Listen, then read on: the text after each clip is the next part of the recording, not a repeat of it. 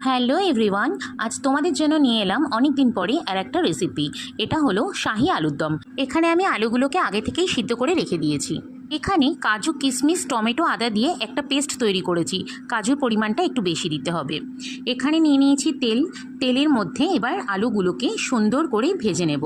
আলুর মধ্যে আগে থেকে লবণ মাখানো ছিল। শাহি আলুর দমটা বেশ ঝটপট বানানো হয়ে যায়। এটা রুটি, পরোটা বা ফ্রাইড রাইসের সাথেও খুব ভালো যায়। এখানে আলুগুলোকে ভালোভাবে ভেজে একটা প্লেটে তুলে নিয়েছি। এবারে ওই একই তেলে আমি তেজপাতা ফোড়ন দেব।